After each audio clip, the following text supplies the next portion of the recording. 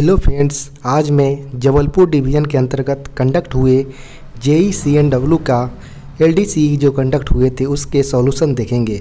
इसलिए वीडियो के लास्ट तक बने रहे एवं वीडियो पसंद आए तो वीडियो को लाइक एवं चैनल को सब्सक्राइब करना ना भूलें। चलिए शुरू करते हैं।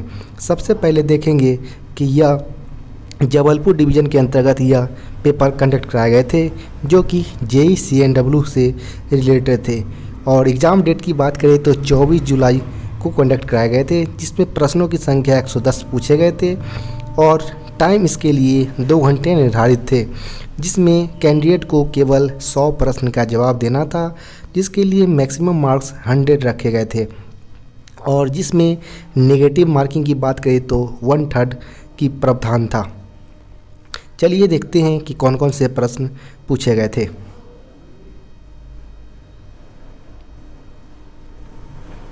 सबसे पहले प्रश्न की बात करें तो what is the कंडमिंग limit of LHP wheel diameter, यानी LHP व्हील की कंडमिंग लिमिट क्या होती है। तो इसका सही उत्तर 855 mm यानी ऑप्शन बी होंगे। अगर आपको कहीं ऑप्शन में 855 mm नहीं दिखे तो 845 mm की तरफ आप जा सकते हैं। इस प्रश्न का उत्तर ऑप्शन नंबर बी होगा। नेक्स्ट प्रश्न की बात करें तो how many brake disc on LHP wheel, यानी एक LHP पहिए पर कितने ब्रेक डिस्क लगे होते हैं। तो एक पहिए मतलब एक व्हील सेट की बात किया जा रहा है यहाँ पर।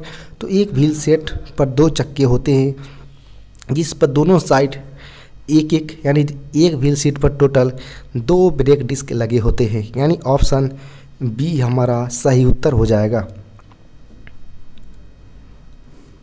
तीसरे प्रश्न की बात करें तो what is the maximum height of centre line of side CBC above rail level from an empty LHP vehicle, यानी एक खाली LHP वाहन के लिए रेल के ऊपर CB से साइड की सेंटर लाइन की अधिकतम ऊंचाई कितनी होती है। तो इसकी अधिकतम ऊंचाई एम्प्टी कंडीशन में 1105 mm होते हैं, यानी ऑप्शन सी सही उत्तर होगा।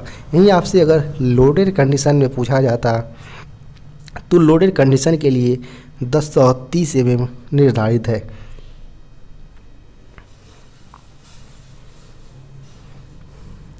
नेक्स्ट प्रश्न की बात करें तो which type of roller bearing is used in LHP coach, यानी LHP कोच में किस प्रकार का रोलर बियरिंग यूज किए जाते हैं। तो इसका सही उत्तर हमारा CTRB होता है, यानी कार्टेज टेपर रोलर बियरिंग, यानी ऑप्शन सी हमारा सही उत्तर होगा।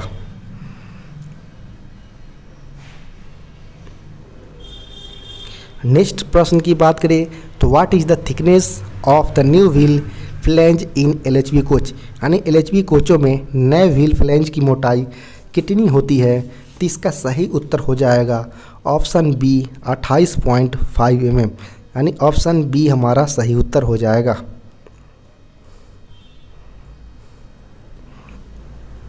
नेक्स्ट प्रश्न की बात करें तो how many types of shock absorbers are used in LHP coach, यानी LHP कोच में कितने प्रकार के शॉक एब्जॉर्बर का प्रयोग किया जाता है। तो इसका सही उत्तर हमारा ऑप्शन सी 4 टाइप्स के प्रयोग किए जाते हैं, जिसमें पहला टाइप हमारा होता है प्राइमरी, दूसरा होता है हमारा सेकेंडरी जो वर्टिकल डैम्पर होते हैं, और तीसरा का बात करें तो हमारा यो डैम्पर, और चौथे की बात करें तो हमारा लेटरल डैम्पर लगे होते हैं जो कोच के लेटरल मूवमेंट को प्रोटेक्ट करते हैं, यानी टोटल 4 टाइप के लगाए जाते हैं, यानी ऑप्शन सी हमारा सही उत्तर होगा। नेक्स्ट प्रश्न इससे ही रिलेटेड पूछा गया है, यानी किसमें जो how many shock absorbers are used in LHP coach, ऊपर में पूछा गया था कितने प्रकार यानी कितने टाइप्स के प्रयोग किए जाते हैं, और नीचे पूछा गया है कि टोटल कितनी संख्या में शॉक एब्जॉर्बर्स एक LHP कोच में यूज किए जाते हैं। तो हम यहाँ देखें कि टोटल 4 टाइप के प्रयोग किए जाते हैं, जिसमें प्राइमरी डैम्पर में हमारा टोटल 4 चक्कों पर एक एक हमारा प्राइमरी डैम्पर लगे होते हैं। सेकेंडरी की बात करें तो एक बोगी के लिए हमारा दोनों साइड सेकेंडरी सस्पेंशन के लिए एक एक, यानी टोटल 2 की संख्या में लगे होते हैं। और वहीं लेटरल डैम्पर की बात करें तो एक बोगी पर एक लेटरल डैम्पर लगे होते हैं। वहीं योर डैम्पर की बात करें तो एक बोगी के लिए 2 लेटरल डैम्पर लगे होते हैं, यानी टोटल हमारा 9 की संख्या में हमारा पर बोगी होते हैं। यहाँ पर हम जानते हैं कि एक LHV कोच में 2 बोगी लगे होते हैं, जिसे हम 2 से मल्टीप्लाई करने पर पाते हैं कि टोटल हमारा 18 की संख्या में पर कोच शॉक ऑब्जर्वर्स की संख्या आते हैं, यानी हमारा ऑप्शन डी सही उत्तर हो जाएगा।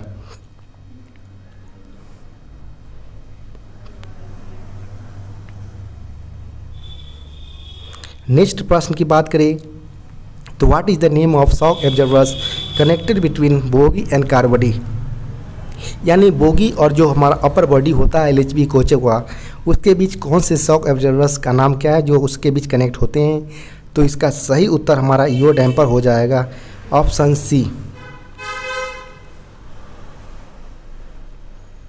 नेक्स्ट प्रश्न की बात करें तो what is the length over CVC of LHV coach, यानी हमारा LHV कोचों की लेंथ ओवर CVC क्या होता है। तो इसका सही उत्तर हमारा ऑप्शन बी 24,000 mm हो जाएगा। वहीं अगर बात करें लेंथ ओवर हेड स्टॉक की बात करें कि एक हेड स्टॉक से दूसरे हेड स्टॉक तक हमारा हेड टू हेड की बात करें तो हेड टू हेड में हमारा 23,540 mm होते हैं, लेकिन यहाँ पर हमारा CVC टू CVC पूछा गया है तो टोटल हमारा 24,000 mm, यानी ऑप्शन बी हमारा सही उत्तर होगा। नेक्स्ट प्रश्न की बात करें तो approx riding index of LHV coach, यानी LHV कोच का अप्रॉक्स राइडिंग इंडेक्स कितना होता है। तो इसका सही उत्तर हमारा ऑप्शन सी हो जाएगा, यानी 2.5। अगर बात करें कितना होता है तो 2.5 से लेकर 2.75 के बीच हमारा LHV कोचों का राइडिंग इंडेक्स होता है, यानी ऑप्शन सी हमारा सही उत्तर होगा। वहीं अगर आपसे ICF का पूछा जाता तो ICF के लिए 3.5 के अप्रॉक्स होते हैं।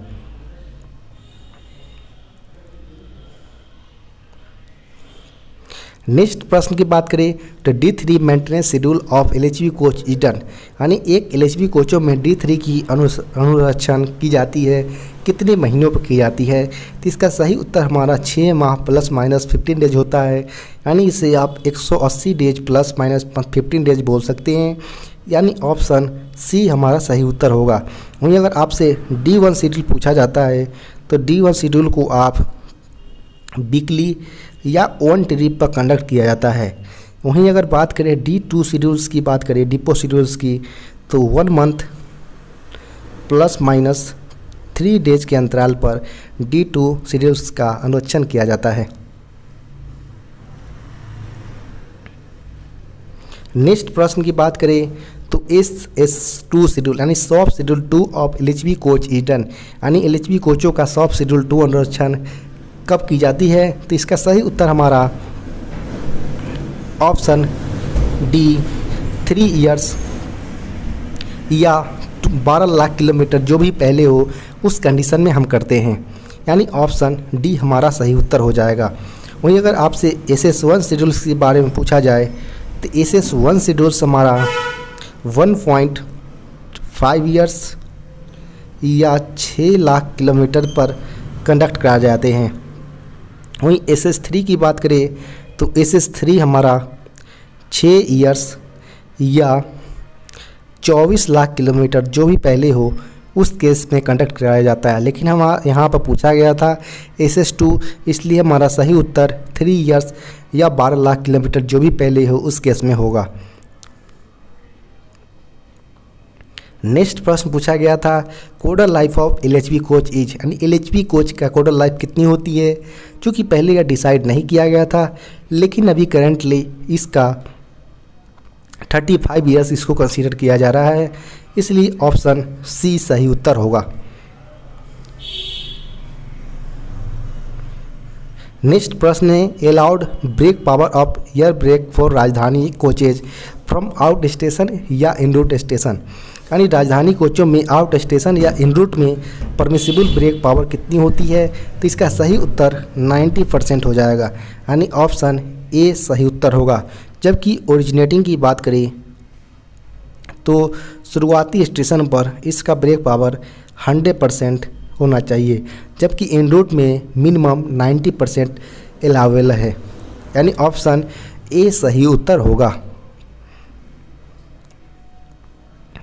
नेक्स्ट प्रश्न की बात करें, to protect vertical sliding between engine and power car the device is known as, यानी इंजन और पावर कार के बीच स्लाइडिंग को रोकने हेतु डिवाइस का क्या नाम होता है? तो इसका सही उत्तर है ऑप्शन बी, रेस्ट्रिक्टर इसका सही उत्तर है।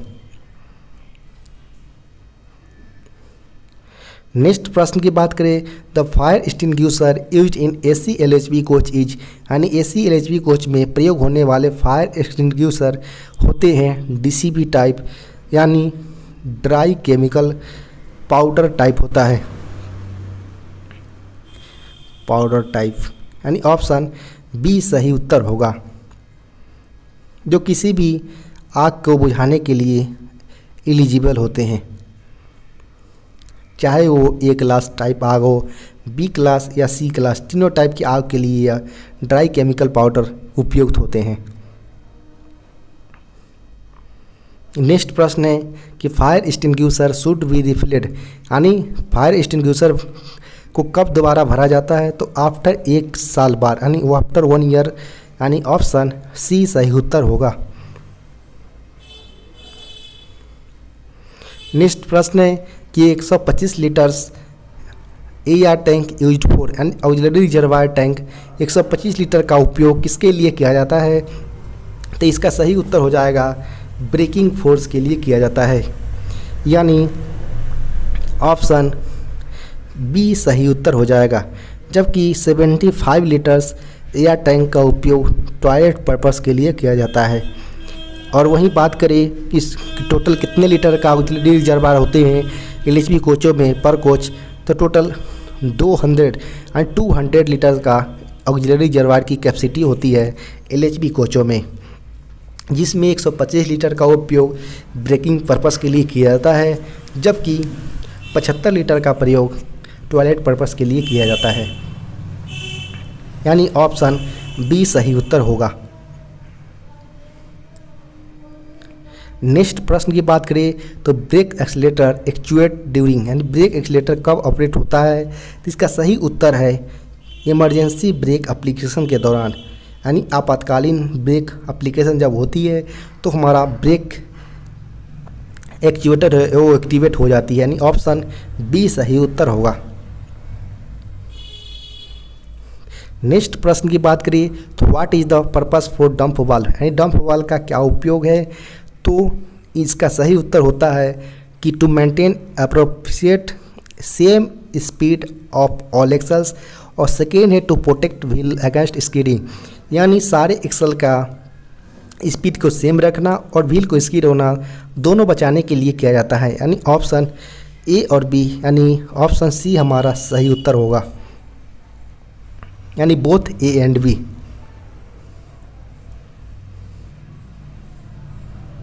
वहीं बात करें कि एग्जाम में कभी पूछ दिया जाता है कि number of dump valve use in पर LHV कोच, यानी एक LHV कोच में डंप वाल्व की संख्या कितनी होती है, जिसका प्रयोग स्पीड को ऑल एक्सल की स्पीड को सेम रखने के लिए और चक्के को स्कीडिंग होने से बचाने के लिए किया जाता है। तो डंप वाल्व की संख्या, जिसे हम एंटी स्किड वाल्व भी बोलते हैं, उसकी संख्या टोटल 4 की संख्या में पर कोच लगे होते हैं, जो पर एक्सल जो हमारा स्पीड सेंसर लगे होते हैं उससे कनेक्ट होते हैं, यानी ऑप्शन यहाँ पर बोथ ए एंड बी होगा, जबकि नंबर ऑफ डंप वाल्व की संख्या 4 की संख्या में होते हैं पर कोच। नेक्स्ट प्रश्न की बात करें तो what is the purpose of speed sensor, यानी स्पीड सेंसर का क्या उपयोग है? तो इसका सही उत्तर है to compute the revolutions of each axles, यानी सारे जो हमारा एक्सल जो मूवमेंट होते हैं चक्कर लगाते हैं उसकी संख्या को काउंट करना ही स्पीड सेंसर का काम होता है, जिससे वो चारों चक्के की स्पीड की गति माइक्रो प्रोसेसर को भेजते हैं, जिससे हमारा डंप वाल्व सेंस करके ब्रेक सिलेंडर को प्रेशर उसी अनुसार भेजते हैं और कम करते हैं, यानी ऑप्शन ए सही उत्तर हो जाएगा।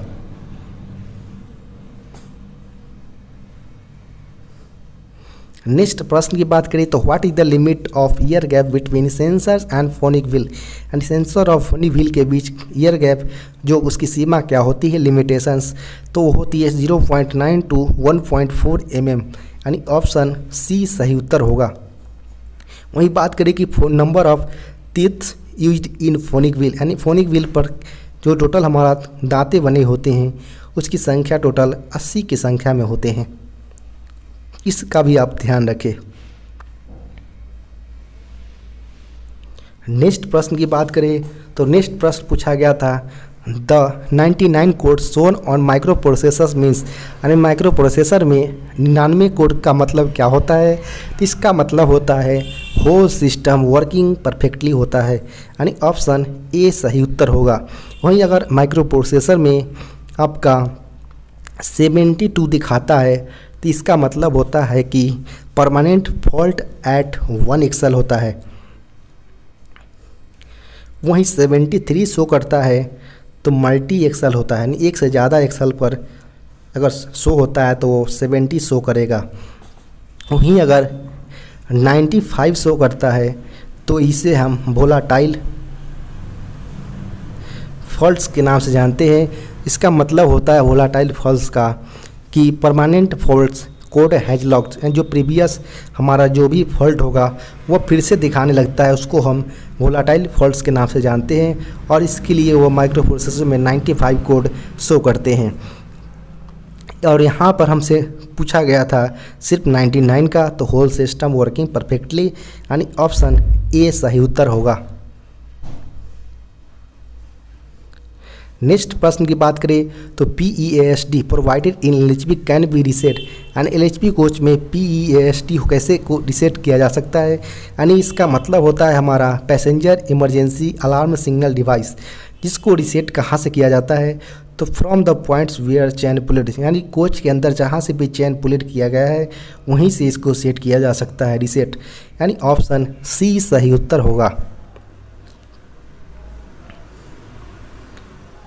नेक्स्ट प्रश्न की बात करें तो thickness of new break pad is, यानी नए ब्रेक पैड की मोटाई कितनी होती है, तो यह 35 mm के होते हैं, यानी ऑप्शन सी सही उत्तर होगा। वहीं अगर बात करें कंडम की तो कंडम होता है 7 mm पर हम कंडम कर देते हैं।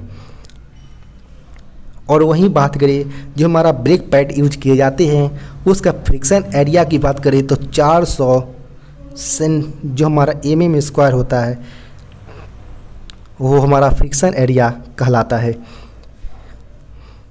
जो ब्रेक पैड के लिए यूज किए जाते हैं। नेक्स्ट प्रश्न की बात करें तो इन LHB coach maximum brake cylinder pressure in kg/cm², यानी LHB कोचों में अधिकतम ब्रेक सिलेंडर का प्रेशर कितना होता है, तो इसका सही उत्तर हमारा 3.0 ± 0.1 kg/cm², यानी ऑप्शन ये सही उत्तर हो जाएगा। चूँकि आप जानते हैं जितने भी कोचिंग या गुड्स ट्रेन होते हैं उसमें ब्रेक सिलेंडर का प्रेशर 3.8 ± 0.1 kg/cm² होता है, लेकिन LHB कोच में केवल 3.0 ± 0.1 kg का प्रेशर होता है, यानी ऑप्शन ए सही उत्तर होगा। नेक्स्ट प्रश्न की बात करें तो maximum gap between brake disc and brake pad is, यानी ब्रेक डिस्क और ब्रेक पैड के बीच अधिकतम गैप होता है 1.5 mm का, यानी ऑप्शन डी सही उत्तर होगा। वहीं नेक्स्ट प्रश्न की बात करें तो how many brake disc are provided on 1 axle, यानी एक एक्सल में कितने ब्रेक डिस्क होते हैं, तो टोटल एक हमारा व्हील सेट पर 1 एक्सल पर हमारा 2 ब्रेक डिस्क लगे होते हैं, दोनों चक्के के आसपास नियरली होते हैं, यानी ऑप्शन बी सही उत्तर होगा 2 की संख्या में।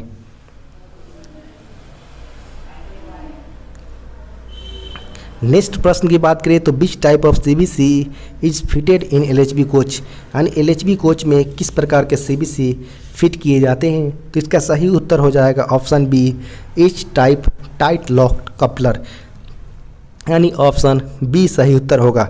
इसी से रिलेटेड नेक्स्ट प्रश्न पूछा गया है कि the CVC fitted on LHV coach has dash features, यानी LHV कोच में जो CVC H टाइप कपलर लगते हैं, टाइट लॉक्ड कपलर, उसका फीचर क्या होता है? तो उसका फीचर होता है कि वो एंटी क्लाइंबिंग यानी एक दूसरे पर एक्सीडेंट के दौरान नहीं चढ़ते हैं, जिससे जनहानि की संभावना काफ़ी हद तक कम किया जा सकता है, यानी ऑप्शन सी सही उत्तर होगा।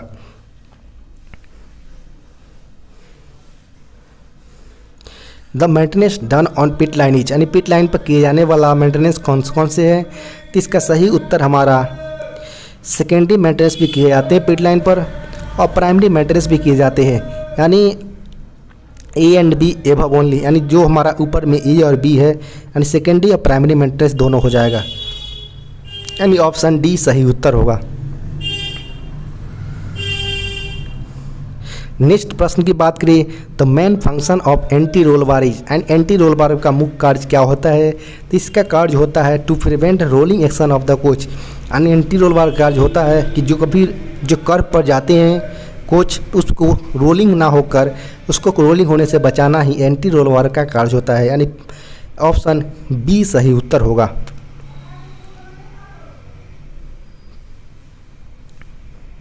नेक्स्ट प्रश्न है wheel tapping is done to detect dash, यानी व्हील की टैपिंग डैश को डिफेक्ट को डिटेक्ट करने के लिए की जाती है, तो एनी हेयर क्रैक इसका सही उत्तर हो जाएगा।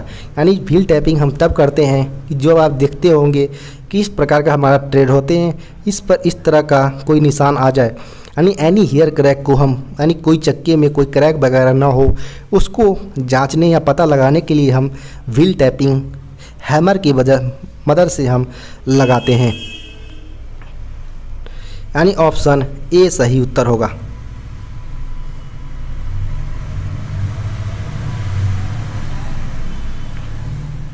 नेक्स्ट प्रश्न की बात करें the NRV is provided in, NRV का मतलब यहाँ है नॉन रिटर्न वाल्व से होता है, और NRV लगाई जाती है हमेशा फीड पाइप लाइन में, जहाँ से प्रेशर तो हमारा FP लाइन से ER में जाता है, लेकिन ऑक्सिलरी रिजर्वायर से, यानी हमारा FP लाइन जो हमारा फीड पाइप लाइन से तो जाता तो जरूर है ऑक्सिलरी रिजर्वायर, लेकिन रिटर्न नहीं आता है, जिसके लिए NRV का प्रयोग किया जाता है, जो कि फीड पाइप लाइन में प्रयोग होता है, यानी ऑप्शन सी सही उत्तर होगा।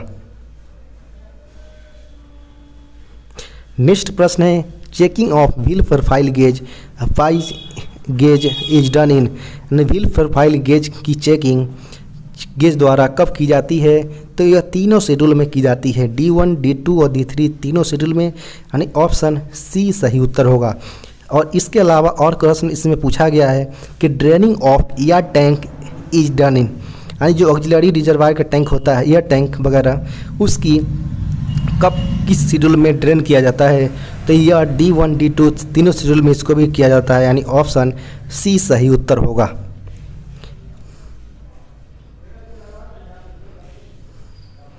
नेक्स्ट प्रश्न है कि with respect to kilometers frequency of SS3, यानी सॉफ्ट शेड्यूल 3 इज डन, यानी किलोमीटर के आधार पर सॉफ्ट शेड्यूल 3 कब किया जाता है? तो यह 24 लाख किलोमीटर पर किया जाता है।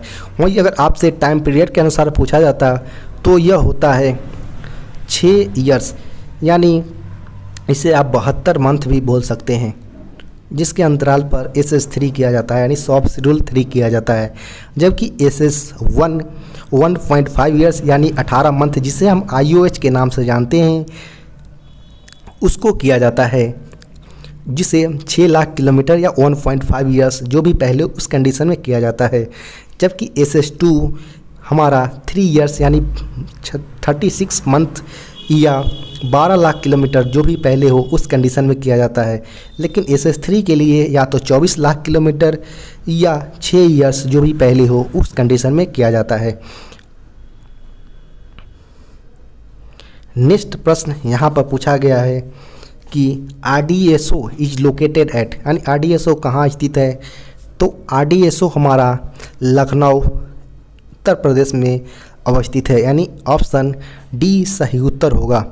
नेक्स्ट प्रश्न इसी से रिलेटेड यानी पूछा गया है RCF यानी रेल कोच फैक्ट्री जिसका कहाँ स्थित है? तो यह कपूरथला पंजाब में स्थित है। सेकंड प्रश्न की बात करें तो MCF यानी मॉडर्न कोच फैक्ट्री कहाँ पर अवस्थित है, तो यह रायबरेली उत्तर प्रदेश में अवस्थित है। तीसरी बात करें कि RSK यानी रेल स्प्रिंग कारखाना कहाँ स्थित है, तो यह सितौली मध्य प्रदेश ग्वालियर में अवस्थित है। जबकि ICF की बात करें तो इंटीग्रल कोच फैक्ट्री यह पेराम्बूर चेन्नई तमिलनाडु में स्थित है। लेकिन यहाँ पर सिर्फ RDSO होगा, RDSO के लिए पूछा गया था, तो हमारा ऑप्शन D लखनऊ होगा।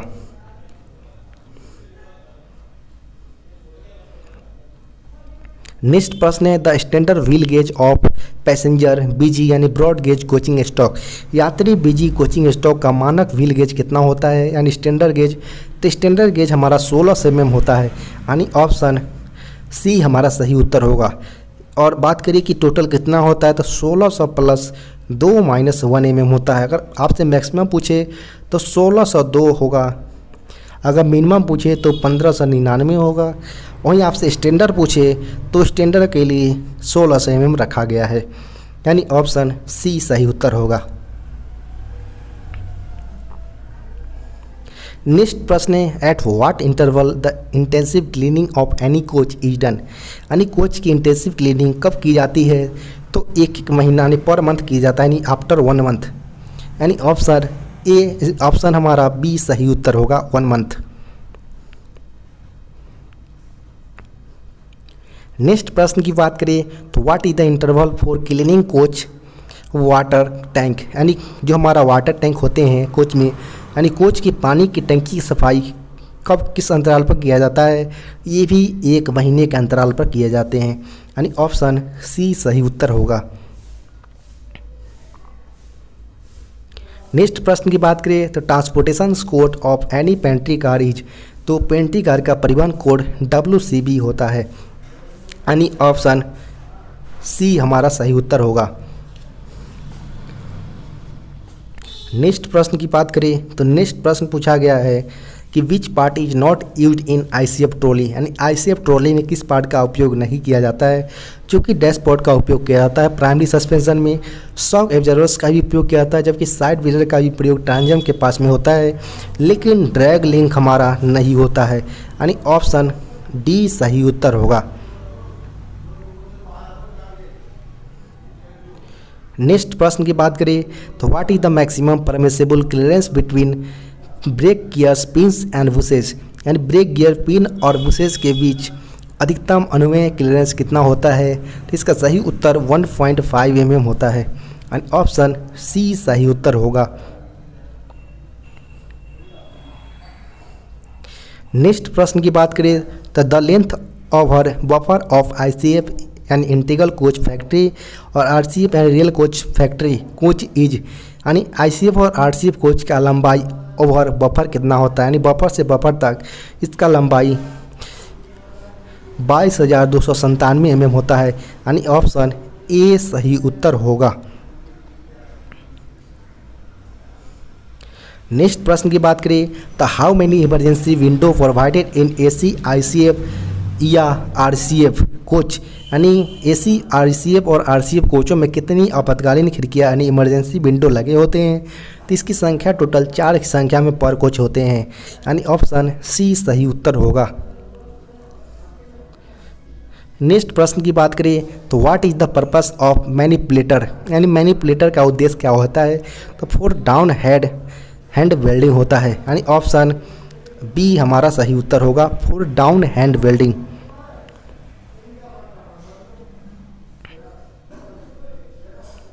नेक्स्ट प्रश्न की बात करें तो name of the distance between axle box top and axle box crown bolt is, यानी एक्सल बॉक्स टॉप और एक्सल बॉक्स क्राउन के बीच की दूरी का नाम बताएं जिसे हम A क्लियरेंस के नाम से जानते हैं।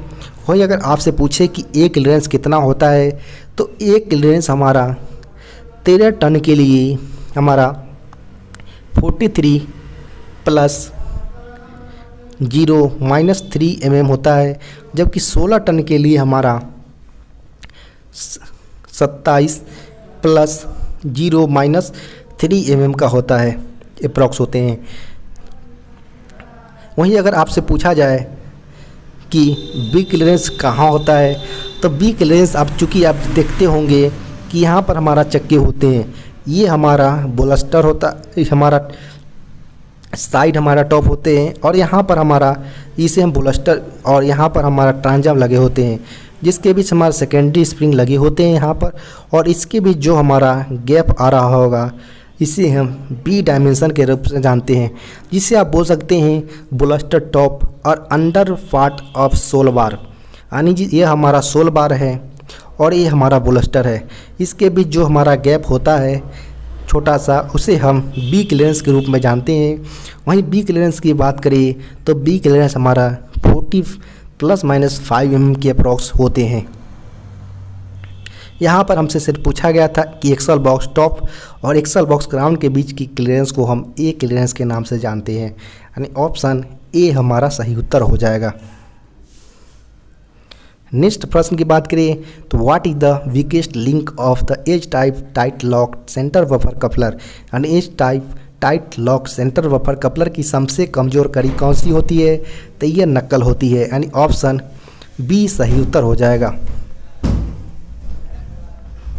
नेक्स्ट प्रश्न की बात करें तो permissible variations in wheel tread diameters for power coach in the same axle on BG coach, यानी ब्रॉड गेज कोच पर एक ही एक्सल में पावर कोच के लिए व्हील ट्रेड का अनुमेय बदलाव कितना होता है। चूँकि यहाँ पर हमसे सेम एक्सल पर पूछा है कोचिंग के लिए, तो ये हमारा 0.5 mm होगा, यानी ऑप्शन सी सही उत्तर होगा। और वहीं अगर बात सेम एक्सल पर हमारा 0.5, सेम बोगी में हमारा 5 mm, और सेम कोच में बात करें तो 13 mm का permissible wheel diameter permissible allow होते हैं कोचिंग के केस में।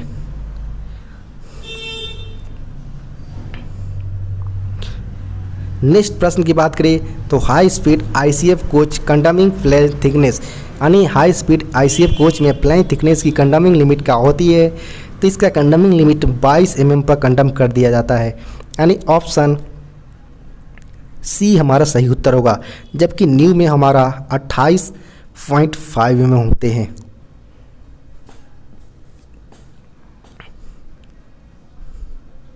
नेक्स्ट प्रश्न की बात करें तो lateral movement of wheels are controlled by, यानी पहियों का पार्श्व गति किसके द्वारा नियंत्रित किया जाता है, तो इसका सही उत्तर हो जाएगा हमारा एक्सल गाइड, यानी ऑप्शन ए हमारा सही उत्तर होगा।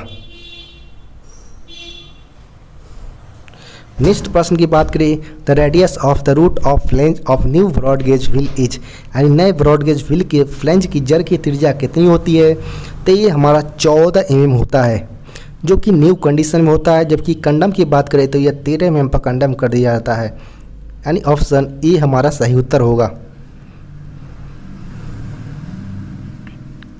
नेक्स्ट बात करें in twin pipe system the AR pressure, यानी auxiliary reservoir pressure should be, यानी ट्विन पाइप प्रणाली में ऑक्सिलरी रिजर्वायर का प्रेशर कितना होना चाहिए, तो यह 6 kg/cm² होना चाहिए, यानी ऑप्शन बी सही उत्तर होगा।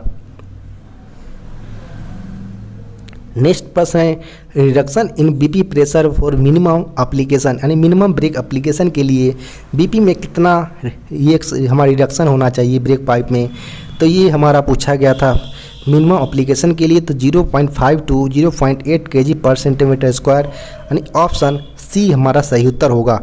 वहीं इसके अलावा अगर बात करें कि टोटल हमारा यहाँ पर मिनिमम पूछा गया था, लेकिन अगर सिर्फ नॉर्मल कंडीशन में यानी सर्विस एप्लीकेशन पूछा जाता है तो ये हमारा होता है 0.8 to 1 kg/cm²। वहीं अगर बात करिए कि फुल सर्विस एप्लीकेशन में कितना होता है, तो फुल सर्विस एप्लीकेशन में 1 to 1.5 mm 5 kg/cm² का प्रेशर ड्रॉप किया जाता है। जबकि इमरजेंसी में बात करें तो 1.5 से लेकर 3.8 kg का प्रेशर ड्रॉप किया जाता है, इसका आप ध्यान रखिए। और इसके अलावा भी आपसे पूछा जा सकता है कि सेंसिटिविटी टेस्ट क्या होता है, तो सेंसिटिविटी टेस्ट में आपको 0.6 kg का प्रेशर 6 सेकेंड में ड्रॉप करना होता है। वहीं अगर इनसेंसिटिविटी टेस्ट की बात करें तो इनसेंसिटिविटी टेस्ट में 0.3 kg का प्रेशर हमारा 60 सेकेंड तक गिरता है, जिसमें DB सेंस नहीं करना चाहिए और ब्रेक अप्लाई नहीं होना चाहिए, तब जाकर हमारा इनसेंसिटिविटी टेस्ट प्रॉपर सही रूप में माना जाएगा। वहीं इसके अलावा भी आपसे और सारे प्रश्न पूछे जा सकते हैं कि G97 जो हमारा गुड्स के लिए प्रयोग किए जाते हैं उसमें हमारा लीकेज रेट कितना अलाउेबल है। तो हमारा गुड्स के लिए 0.25 पर सेंटीमीटर स्क्वायर पर मिनट अलाउेबल है, जबकि कोचिंग के लिए यह 0.2 kg पर सेंटीमीटर स्क्वायर पर मिनट अलाउेबल है, जिसको आप देख सकते हैं।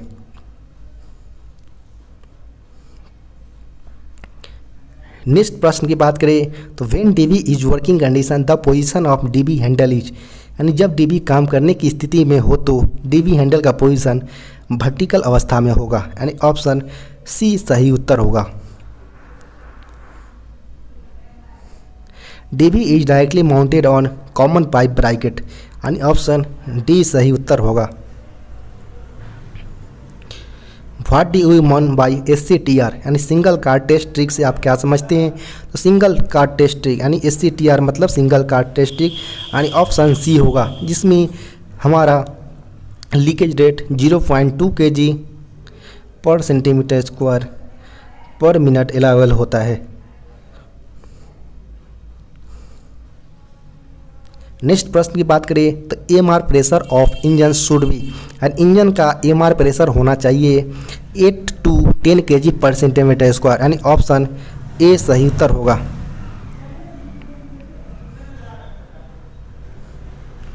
नेक्स्ट प्रश्न की बात करें तो what is the function of SAB, यानी स्लैक लिस्ट एडजस्टर बैरल का हमारा प्रोसेस क्या होता है, वर्किंग प्रणाली। टू डेवलप्ड ऑटोमेटिक एडजस्टमेंट, यानी अपने आप एडजस्टमेंट स्वयं करना। ब्रेक ब्लॉक और थ्रेड के बीच जो गैप होता है उसका एडजस्टमेंट अपने आप स्वयं करना ही हमारा SAB का काम होता है, यानी ऑप्शन ए सही हमारा उत्तर होगा। नेक्स्ट प्रश्न है what is the Y level in dashpot, and dashpot में तेल का स्तर कितना होता है, तो यह 40 mm का होता है, यानी ऑप्शन बी सही उत्तर होगा।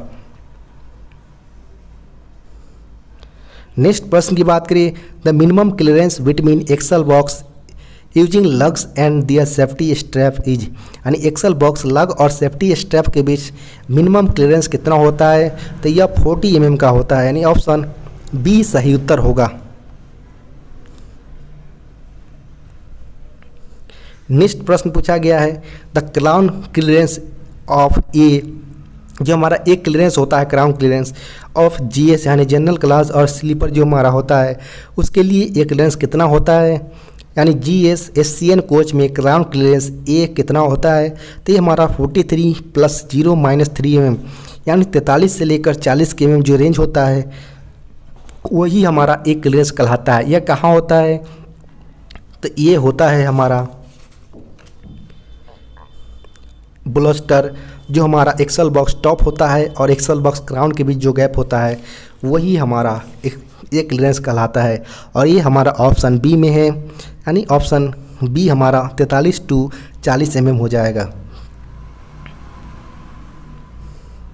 नेक्स्ट प्रश्न की बात करिए तो where anchor link is fitted in a bogie, यानी बोगी में एंकर लिंक कहाँ लगाए जाते हैं, तो यह ब्लस्टर और बोगी ट्रांजम के बीच लगाए जाते हैं, यानी ऑप्शन ए हमारा सही उत्तर हो जाएगा, जिसका काम होता है कि हमारा कर पर इसका मूवमेंट यानी एकदम सीधा स्ट्रेट बनाए रखना होता है, यानी ऑप्शन ए हमारा सही उत्तर हो जाएगा। वहीं अगर आपसे एंकर लिंक की लंबाई भी पूछा जा सकता है तो इसका लंबाई होता है 41 ± 1 mm के अप्रॉक्स होते हैं। नेक्स्ट प्रश्न की बात करें तो maximum wheel gauge of goods wagon is, यानी गुड्स वैगन का अधिकतम व्हील गेज कितना होता है, तो 1602 mm, चूँकि आप जानते हैं 1600 + 2 - 1 mm होता है, 2 + 2 यानी 1602 यहाँ पर मैक्सिमम केस में, मिनिमम केस में हमारा 1599 होता है। वहीं आपसे स्टैंडर्ड जब पूछा जाएगा तो स्टैंडर्ड केस में आप 1600 mm बताएंगे। यहाँ पर हमसे सिर्फ मैक्सिमम पूछा गया था तो हमारा ऑप्शन डी 1602 mm हो जाएगा। नेक्स्ट प्रश्न है कि what is the length over head stock of BOXN wagon, यानी वॉक्सन वैगन की ओवर हेड स्टॉक की लंबाई कितनी होती है, तो ये हमारा ऑप्शन बी 9784 mm यानी 9784 mm, यानी ऑप्शन बी सही उत्तर होगा। नेक्स्ट प्रश्न है what is the length over couplers of BCN wagon, यानी बोगी कवर्ड वैगन होता है हमारा, उसमें BCN वैगन में हमारा कपलर्स की लंबाई, ओवर कपलर्स लंबाई कितनी होती है? तो ये हमारा 15,429 mm, यानी ऑप्शन सी सही उत्तर होगा।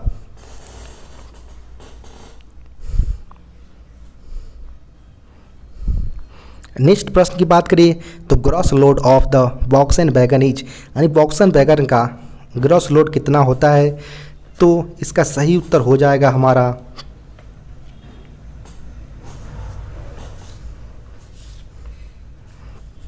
ऑप्शन बी 81.28 टन हो जाएगा, यानी ऑप्शन बी हमारा सही उत्तर होगा। वहीं आपसे इसके अलावा भी बहुत सारे प्रश्न वॉक्सवैगन वैगन से पूछे जा सकते हैं कि वॉक्सवैगन वैगन में जो हमारा ग्रॉस लोड होता है वो किसका किसका एडिशन होता है? तो ग्रॉस लोड में हम tier weight plus pay load हमारा होता है, उसको जब हम जोड़ते हैं तो हमारा ग्रॉस लोड प्राप्त होता है, जो कि वॉक्सवैगन वैगन का टियर वेट हमारा 20.47 टन होता है। जबकि पे लोड की बात करें तो वॉक्सवैगन वैगन के लिए पे लोड हमारा होता है 58.81 टन होता है, जिसको जोड़ने पर आपको प्राप्त होगा 81.28 टन, जो हमारा ग्रॉस लोड प्राप्त होता है।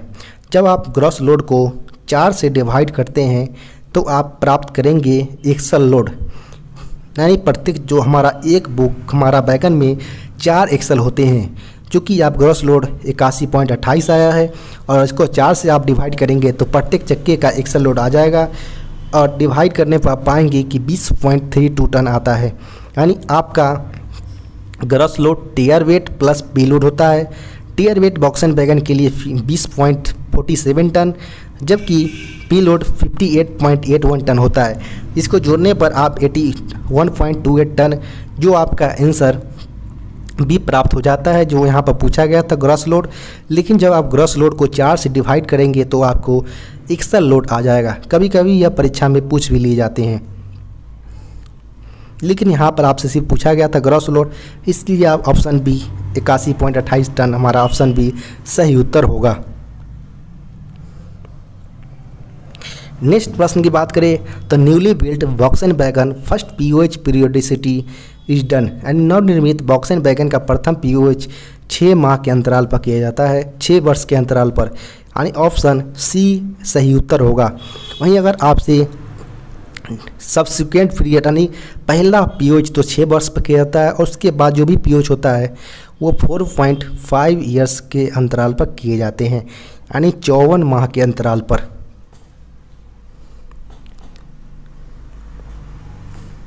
नेक्स्ट प्रश्न है कि torque value of cartridge type roller bearing cap screw is, यानी cartridge type roller bearing cap screw का टॉर्क वैल्यू कितना होता है?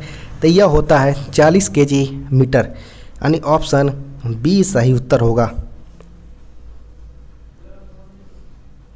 नेक्स्ट प्रश्न है C class ODC be move during, यानी सी क्लास ओडिसी का मूवमेंट यानी स्थानांतरण कब किया जाता है? तो ये केवल दिन के उजाले में किया जाता है, यानी ऑप्शन ए सही उत्तर हो जाएगा। जिसकी स्पीड लिमिट की बात करें तो 25 किलोमीटर पर आवर इसकी स्पीड लिमिट होती है, जो कि इन रूट के रास्ते में होती है। वहीं अगर सेक्शनल स्पीड की बात करें तो 8 किलोमीटर पर आवर इसका सेक्शनल स्पीड होता है सी क्लास ओडिसी के लिए, जिसका मूवमेंट केवल दिन के उजाले में किया जाता है।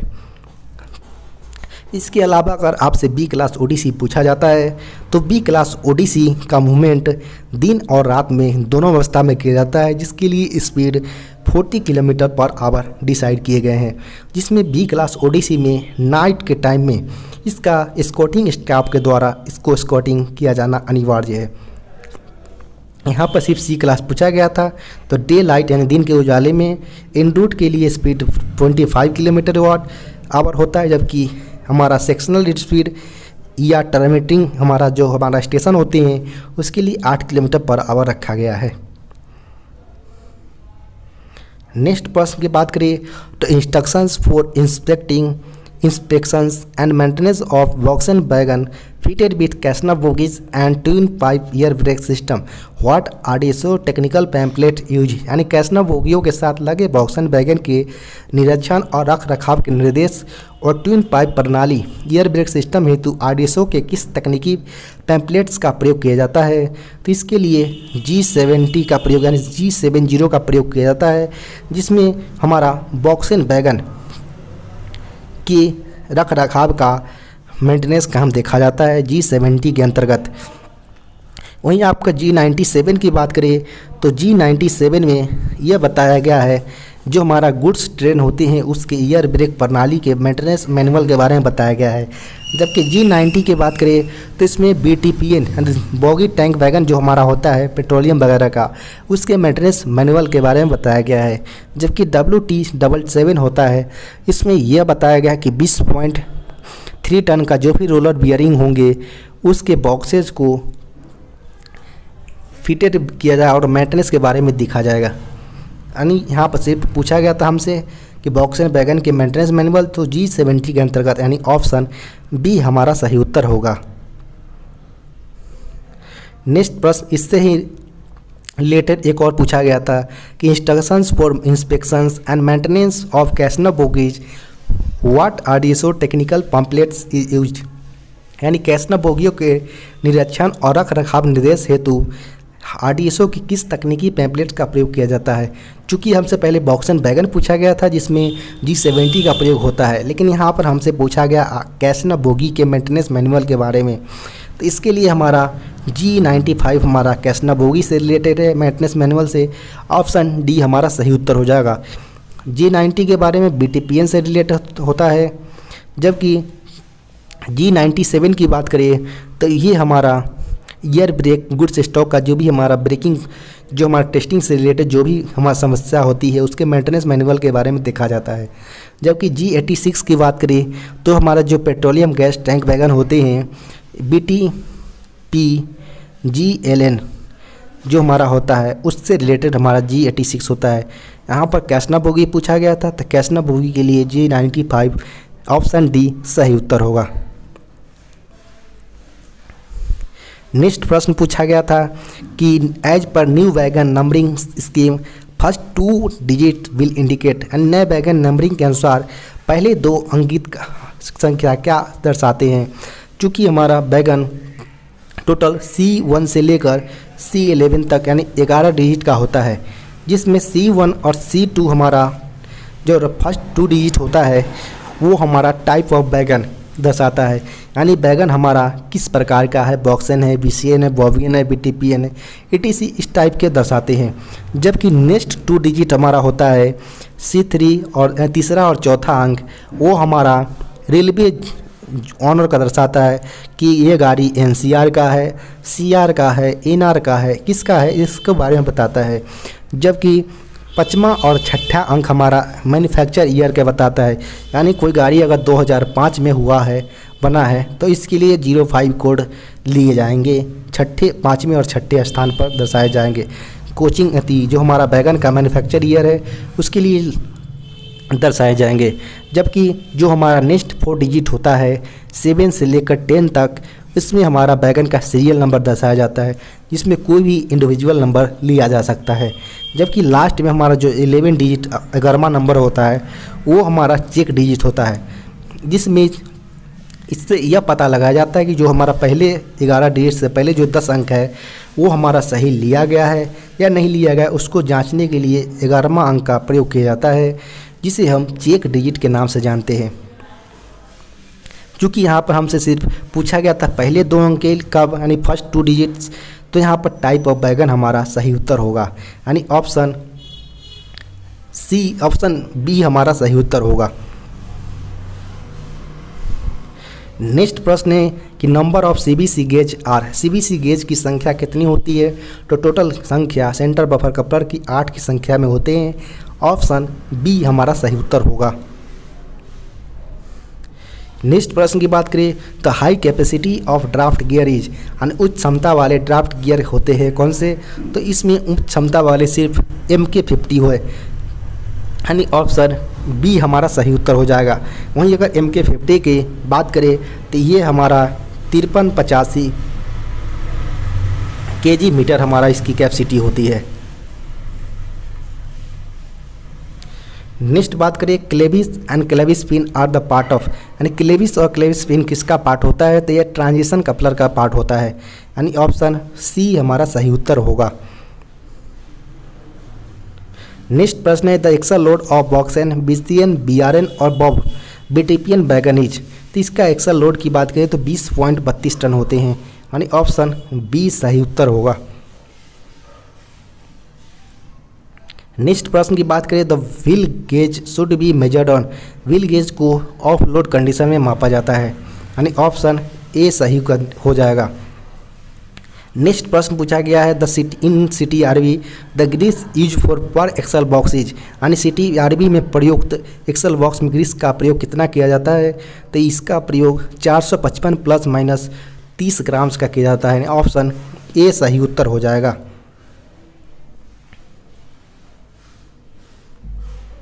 नेक्स्ट प्रश्न की बात करें तो नेक्स्ट प्रश्न पूछा गया है परमिसिबल, नेक्स्ट प्रश्न पूछा गया था the condemning diameter of BTPN wheel is, यानी बीटीपीएन व्हील का कंडमिंग सीमा कितनी होती है, तो यह 906 mm होता है, यानी ऑप्शन सी सही उत्तर होगा। जबकि न्यू कंडीशन में यह 1000 mm के होते हैं, यानी 1000।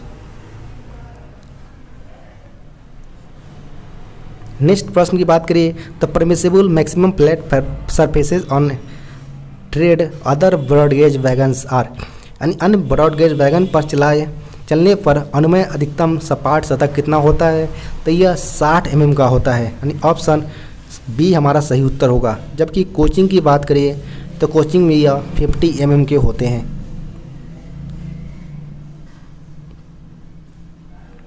नेक्स्ट प्रश्न है कि standard dimension E in SAV on goods stock is, यानी गुड्स स्टॉक में स्लैक लिस्ट बैरल में मानक आयाम ई कितना होता है, तो यह होता है 575 mm। चूँकि ई डायमेंशन होता है 575 प्लस माइनस 25 mm होता है, यानी यह 6 से मैक्सिमम पूछे तो 600 और मिनिमम पूछे तो 550।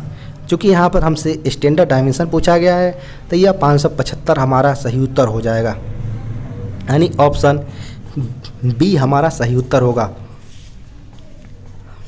वहीं अगर आपसे ये पूछ लेता कि ई डायमेंशन होता कहाँ है, तो ई डायमेंशन हमारा होता है ऐसे भी प्रोटेक्शन ट्यूब और स्पिंडल पर हमारा जो कट मार्क की दूरी होती है उसके बीच दूरी को हम ई डायमेंशन के रूप में जानते हैं।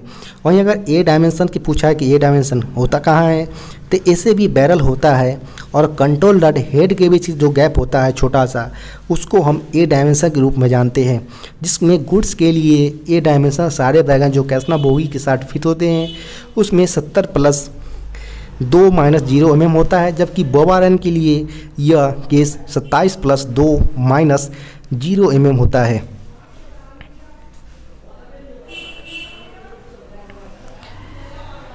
नेक्स्ट प्रश्न की बात करिए तो control rod diameter of air brake wagon is, यानी ईयर ब्रेक वैगन का कंट्रोल रड का व्यास कितना होता है, तो यह 32 mm का होता है, यानी ऑप्शन बी हमारा सही उत्तर होगा।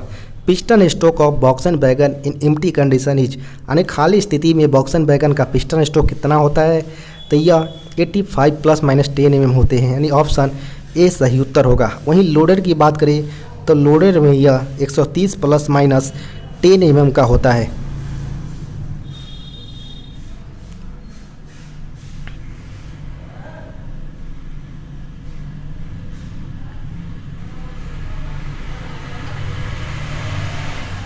नेक्स्ट प्रश्न की बात करें तो what is the capacity of control reservoir in goods train, यानी मालगाड़ियों में कंट्रोल रिजर्वायर की क्षमता कितनी होती है, तो यह 6 लीटर का होता है, यानी ऑप्शन बी सही उत्तर होगा।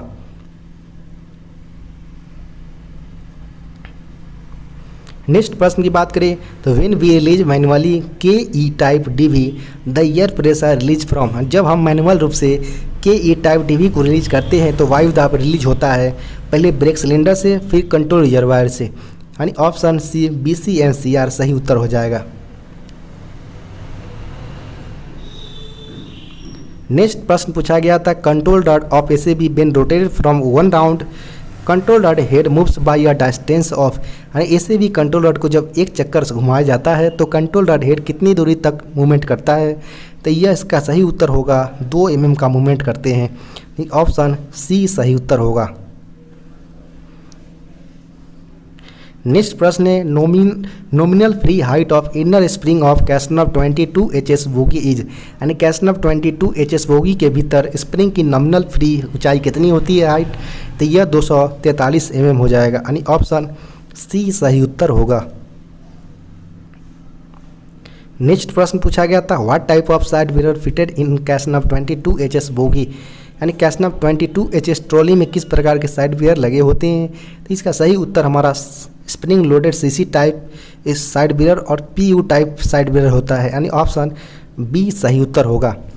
इसके अलावा एक मैथ से प्रश्न पूछा गया था जो समेशन से रिलेटेड था, जिसको आप इस दोनों को जोड़ने पर आप 12.111 पाएंगे और इसमें आप 0.001 × 10 से मल्टीप्लाई करने पर आप इतना पाएंगे। इसको आप अगर घटाते तो इसमें आपको 12.101 आएगा, जो कि ऑप्शन बी में है, यानी ऑप्शन बी सही उत्तर हो जाएगा।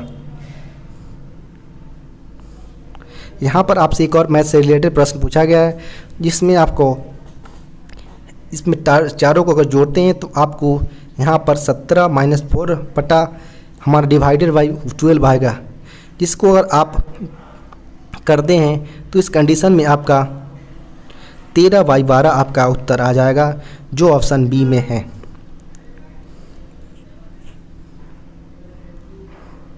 नेक्स्ट प्रश्न पूछा गया था कि during the period of CCL the female single male railway servant shall be paid of the salary if she or he has availed 36 days, यानी 366 डेज का और CCL अवधि के दौरान महिला अकेले पुरुष रेल सेवक वेतन का डैश भुगतान किया जाएगा यदि उससे पहले ही वो 366 दिनों का चाइल्ड केयर लीव होता है CCL उसको प्राप्त ले लिया हो। तो इस केस में आप देखते हैं कि अगर चाइल्ड केयर लीव टोटल होता है महिला कर्मचारी के लिए टोटल यह 730 दिन का निर्धारित किया गया है CCL यानी चाइल्ड केयर लीव, जिसमें पहले प्रश्न 365 दिन के लिए यह वेतन का 100% आपको दिया जाएगा, लेकिन नेक्स्ट 365 दिन के लिए आपको केवल 80% ही चाइल्ड केयर लीव के रूप में आपको गवर्नमेंट द्वारा प्रोवाइड किया जाएगा। यहाँ पर वही पूछा गया था कि अगर आप 366 दिन से अधिक ले लेते हैं तो आपको क्या प्रावधान किया जाएगा भुगतान का, तो इसमें आपको 80% प्रावधान किया जाएगा। इसके अलावा भी प्रश्न पूछा जा सकता है कि जो CCL 730 डेज का होता है वह प्रत्येक साल में कितने स्पेल्स में हम ले सकते हैं, यानी एक साल में कितने बार में हम ले सकते हैं।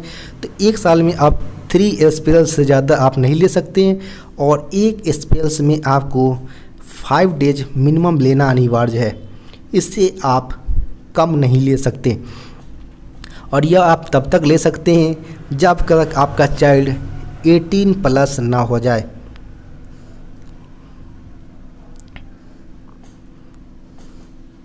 नेक्स्ट प्रश्न इसी से रिलेटेड पूछा गया है, यानी चाइल्ड केयर लीव यानी CCL may not be granted for the more than dash spells in a calendar year, यानी चाइल्ड केयर लीव CCL एक कैलेंडर वर्ष में डैश से अधिक के लिए नहीं दी जा सकती है, क्योंकि आप ऊपर ही बता चुके थे 3 बार से अधिक नहीं दिया जा सकता पर ईयर, जिसमें प्रत्येक स्पेल्स यानी एक स्पेल्स में मिनिमम 5 दिन से कम नहीं लिया जा सकता। ऑप्शन सी सही उत्तर होगा। नेक्स्ट प्रश्न है कि who is the competent authority to sign the notice of imposition of penalty after order of DA, यानी DA के आदेश के बाद जुर्माना लगाने की सूचना हेतु हस्ताक्षर करने के लिए सक्षम प्राधिकारी कौन होता है, तो यह होता है डिसिप्लिनरी अथॉरिटी, यानी ऑप्शन सी सही उत्तर हो जाएगा। नेक्स्ट प्रश्न है कि which of the standard form is use to for issuing the order of deemed suspension, चूँकि यहाँ पर डीम्ड सस्पेंशन की बात की गई है तो डीम्ड सस्पेंशन हमारा ASAP 2 के लिए प्रयोग किया जाता है, यानी ऑप्शन बी हमारा सही उत्तर हो जाएगा। SF1 हमारा ऑर्डर ऑफ सस्पेंशन होता है, जबकि SF3 की बात करें तो SF3 हमारा जो हमारा निलंबन के दौरान जो हमारा भत्ते वगैरह मिलते हैं, अलाउंस वगैरह मिलते हैं, उसके बारे में बताया गया है। जबकि SF4 में हमारा जो निलंबन हमारा सस्पेंशन पीरियड होता है उससे बहाली के लिए कर्मचारी के लिए SF4 का प्रावधान किया गया है। लेकिन हमारा यहाँ पर डीम्ड सस्पेंशन पूछा गया था, तो SF2 हमारा सही उत्तर होगा। नेक्स्ट प्रश्न है कि when a railway employee is placed under the suspension but only a minor penalty is imposed the suspension period may be treated as what. जब एक रेलवे कर्मचारी को निलंबन के तहत रखा जाता है और केवल एक माइनर पेनाल्टी लगाया जाता है तो निलंबन अवधि को क्या माना जाएगा, उसको हम ड्यूटी पीरियड में माना जाएगा। चूँकि इसको ड्यूटी पीरियड में माइनर पेनाल्टी में लिया जाता है ताकि वो कहीं बाहर ना जा सके, और उस पीरियड में आपको छुट्टी भी नहीं दिया जाएगा, जिससे आप किसी भी सबूत के साथ छेड़छाड़ ना कर सके।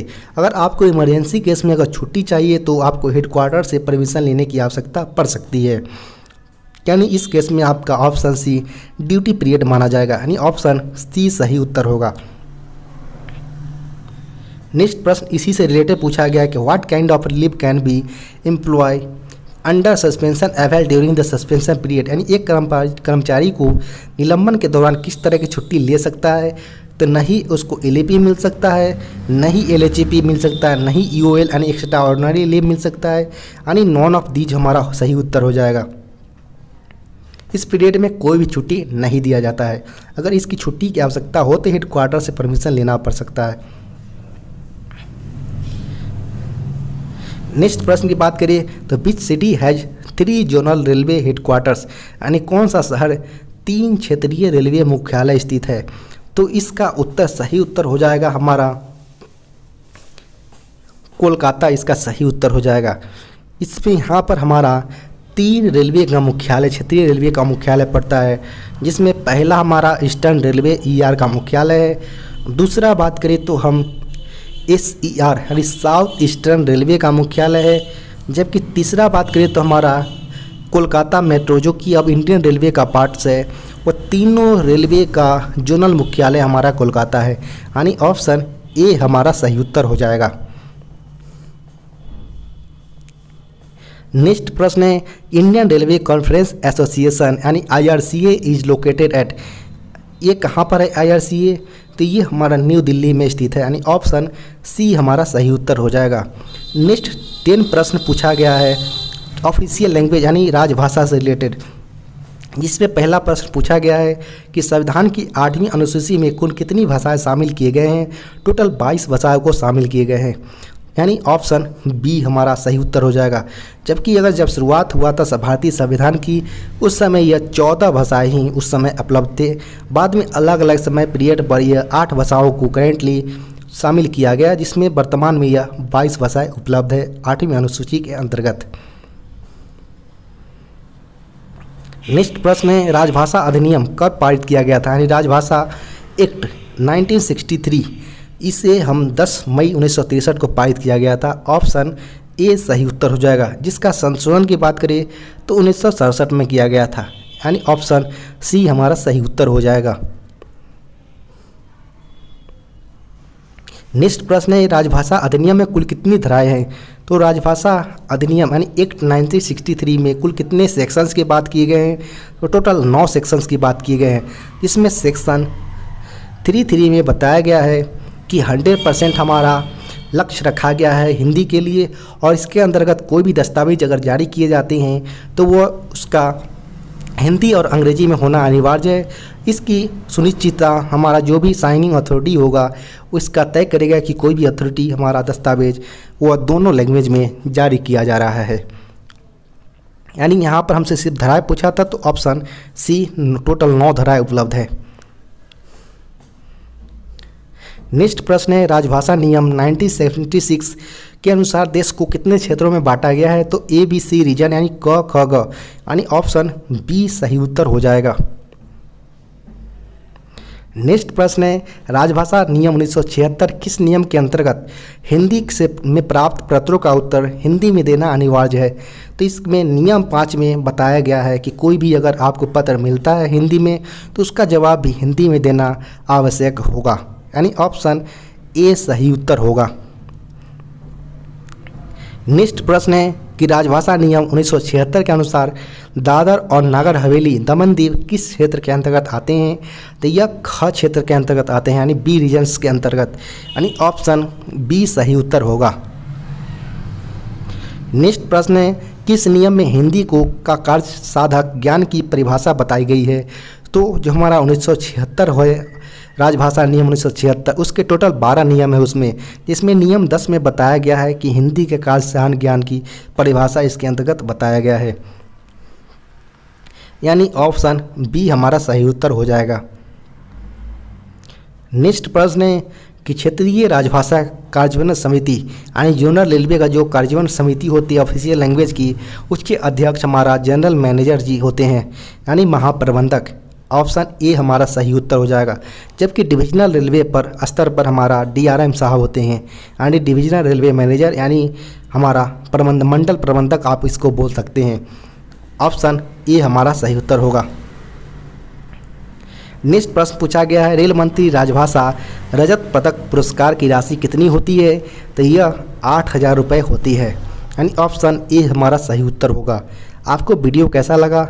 वीडियो को लाइक एवं चैनल को सब्सक्राइब करना ना भूलें। आपके पास भी कोई अगर एग्जाम से रिलेटेड पेपर हो तो आप इस नंबर पर व्हाट्सएप कर सकते हैं। धन्यवाद।